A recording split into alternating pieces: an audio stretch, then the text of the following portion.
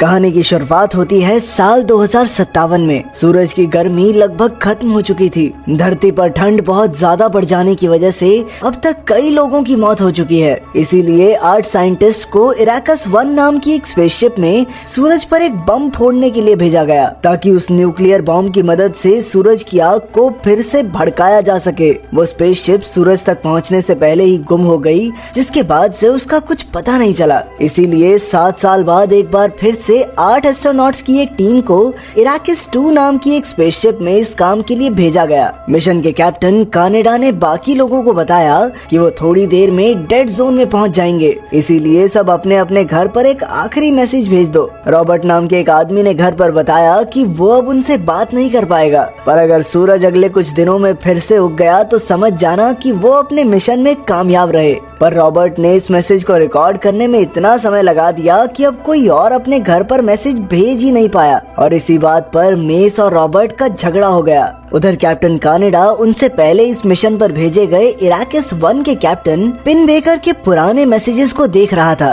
तभी क्रोजैन ने उसे खबर दी कि उनका गार्डन बराबर ऑक्सीजन तैयार कर रहा था, पर कानेडा तो ये सोचने में बिजी था कि आखिर पिन बेकर अपनी स्पेसशिप पर हुए नुकसान को देखकर खुश क्यों हो रहा था। तभी अचानक हार्वी को 7 साल पहले खो चुके इराकस 1 स्पेसशिप के कुछ सिग्नल मिले। इसके बाद सब इस बहस में लग गए कि उन्हें अपनी दिशा बदलकर इराकस 1 के पास जाना चाहिए या नहीं। मेस इस बात के हक में नहीं था, क्योंकि उसके लिए मिशन का पूरा होना सबसे ज्यादा जरूरी था। पर वहीं दूसरी तरफ ये भी संभावना थी कि शायद इराकस 1 में कुछ और लोग भी जिंदा हों। साथ ही वहाँ पानी और ऑक्सीजन की एक्स्ट्रा सप्लाई भी मिल सकती है, और अगर उन्हें इराकस 1 का बॉम्ब भी मिल गया तो उनके मिशन पूरा करने के चांसेस और बढ़ जाएंगे। रॉबर्ट को बॉम्ब की ज्यादा जानकारी थी, इसीलिए सबने ये फैसला उस पर छोड़ दिया, और थोड़ी देर सोचने के बाद रॉबर्ट ने इराकस 1 के पास जाने का फैसला किया। पर इस सब के चक्कर में वो अपनी स्पेसशिप की उन शील्ड्स को सेट करना भूल गए जो उन्हें सूरज की गर्मी से बचाती थी। सूरज की गर्मी कम बेशक हो गई थी, लेकिन वो सूरज के इतने करीब थे कि एक छोटी सी चूक भी उन्हें बहुत भारी पड़ सकती थी। खैर, अचानक से स्पेसशिप में कुछ गड़बड़ी आ गई, जिसे अगर सही नहीं किया गया तो उनमें से कोई नहीं बच पाएगा। इसके बाद कानेडा और रॉबर्ट ने बाहर जाकर स्पेसशिप की मरम्मत करने का फैसला किया, लेकिन जैसे ही ट्रे ने पैनल्स को सूरज की रोशनी से दूर किया तो सूरज की किरणें उनसे टकराकर सीधा जहाज में मौजूद गार्डन पर पड़ी, और पूरा गार्डन पल भर में ही तबाह हो गया। अगर उन्होंने जल्द ही शील्ड के एंगल को नहीं बदला तो पूरी स्पेसशिप तबाह हो सकती है, पर अगर वो ऐसा करेंगे तो इसमें बाहर मौजूद कानेडा और रॉबर्ट की जान जाना पक्का था, जो अभी भी स्पेसशिप की मरम्मत करने में लगे हुए थे। कैसी और हार्वी तो इंतजार करना चाहते थे, पर मेस ने उन्हें याद दिलाया कि इस मिशन से जरूरी और कुछ नहीं है। कैप्टन कानेडा भी इस बात से पूरी तरह सहमत था, इसीलिए उसने रॉबर्ट को वापस अंदर भेज दिया और अपनी जान की परवाह न करते हुए आखिरी पैनल को सही करने का फैसला किया।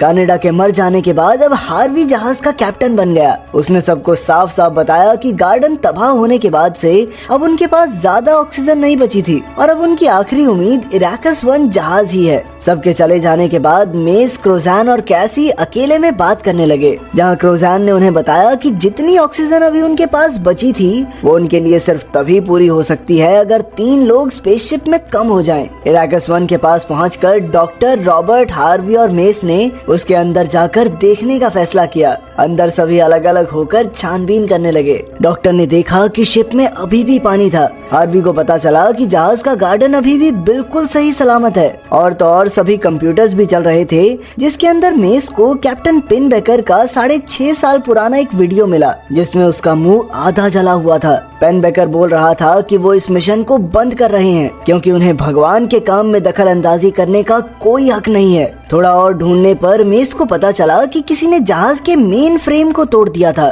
जिसकी वजह से वो अब उस स्पेसशिप का इस्तेमाल नहीं कर सकते। तभी अचानक दोनों जहाज एक दूसरे से अलग हो गए और इराकस 2 स्पेसशिप उनसे दूर जाने लगी। लेकिन अब उनके पास अपनी स्पेसशिप तक पहुंचने के लिए सिर्फ एक ही स्पेस सूट था। जो उन सब ने रॉबर्ट को देने का फैसला किया, क्योंकि सिर्फ उसे ही बॉम्ब को सही से इस्तेमाल करना आता था। तभी हार्वी को एक आइडिया आया जो उन सबको बचा सकता था। उसने तुरंत ही इराकस 1 की शीट्स को फाड़कर अपने ऊपर लपेट लिया। ये उन्हें बाहर की ठंड से बचाने के लिए काफी था। शिप का सिस्टम काम नहीं कर रहा था, इसीलिए किसी को पीछे रुककर दरवाजे को खुला रखना जरूरी था। डॉक्टर ने ये जिम्मेदारी अपने सर उठाई और मिशन के लिए अपनी जान कुर्बान करने का फैसला किया। इसके बाद जैसे तैसे उन्होंने प्रेशर लगाकर एक साथ छलांग लगाई, पर सिर्फ रॉबर्ट ही जहाज तक पहुंच पाया। उसने पूरी कोशिश करके जैसे तैसे मेस का हाथ पकड़कर उसे भी अंदर खींच लिया, लेकिन बेचारा हार्वी बाहर ही छूट गया। इराकस 1 में छूट गए डॉक्टर ने भी अपनी किस्मत को अपना लिया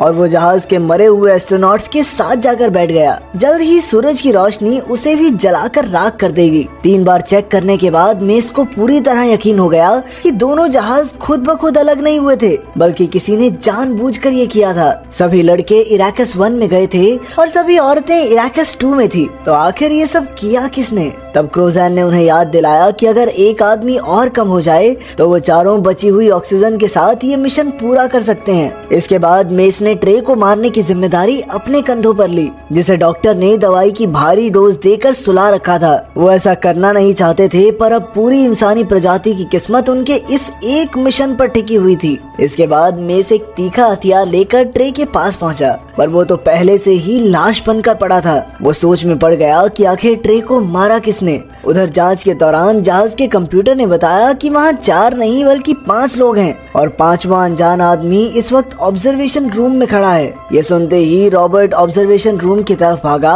तो उसने देखा कि लाइट से भरे हुए कमरे में आधा जला हुआ कैप्टन पिनबेकर खड़ा था, जो न जाने क्यों बहकी बहकी बातें कर रहा था। उसी ने दोनों जहाजों को अलग अलग करके ट्रे की जान ली थी। उसने तुरंत ही रॉबर्ट पर हमला करके उसके पेट में चाकू मार दिया। रॉबर्ट ने तुरंत ही कंप्यूटर को फुल सनलाइट मोड ऑन करने का फैसला किया, लेकिन पिनबेकर को मारने के लिए इतना सब काफी नहीं था। रॉबर्ट अपनी जान बचाते हुए वहाँ से भागा और पिनबेकर उसका पीछा करने लगा।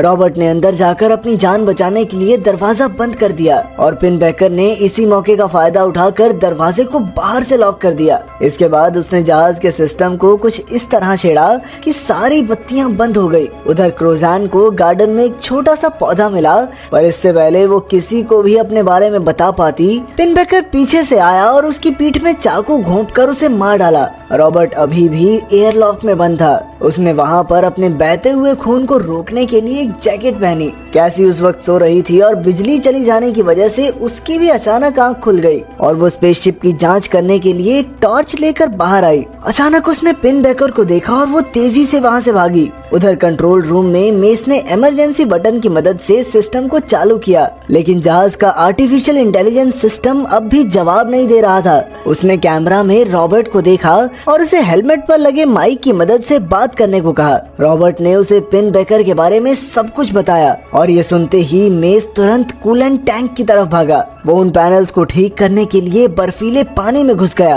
पैनल्स के सही होते ही पूरे जहाज में बिजली आ गई। पिनबेकर कैसी के पीछे पड़ा हुआ था और लाइट आते ही उसने उस पर हमला कर दिया, पर कैसी की किस्मत अच्छी थी कि असल में पिनबेकर ने अंधेरे की वजह से अनजाने में ट्रे पर हमला कर दिया, जो पहले से ही मरा हुआ था। और मौका मिलते ही कैसी ने भागने से पहले पिनबेकर को चाकू मार दिया और जाकर उस कमरे में छिप गई जहाँ बॉम्ब रखा हुआ था। उधर मेस की टांग पानी में फंसने की वजह से वो ठंड से कांप रहा था। उसने रॉबर्ट से कांटेक्ट करके उसे बताया कि वो लोग ऑर्बिट में पहुंच गए हैं, पर कंप्यूटर ना चलने की वजह से अब बॉम्ब को स्पेसशिप से अलग करके किसी इंसान को वहां रहकर उसे प्रोग्राम करना होगा। मिस ने रॉबर्ट से कहा कि चाहे कुछ भी हो जाए, लेकिन ये मिशन अधूरा नहीं रहना चाहिए। रॉबर्ट ने सबसे पहले सूट पहना, फिर एक टॉर्च की मदद से दीवार में छेद किया जो सीधा मेन रास्ते में जाती थी। इसके बाद उसने इमरजेंसी बटन के ऊपर लगे कवर को हटाया और खुद को दीवार से बांधकर उस बटन को दबा दिया, जिसकी वजह से दरवाजा अलग हो गया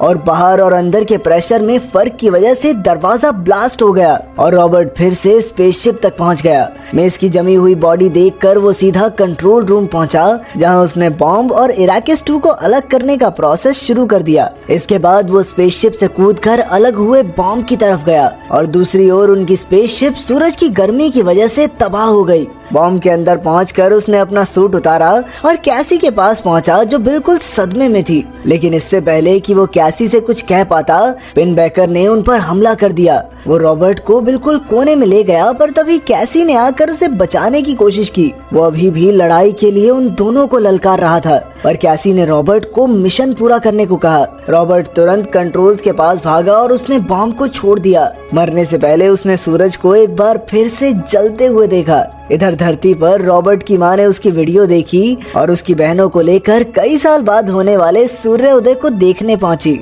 अगर वीडियो पसंद आई तो लाइक कर देना, चैनल को सब्सक्राइब कर देना। मिलते हैं अगली वीडियो में।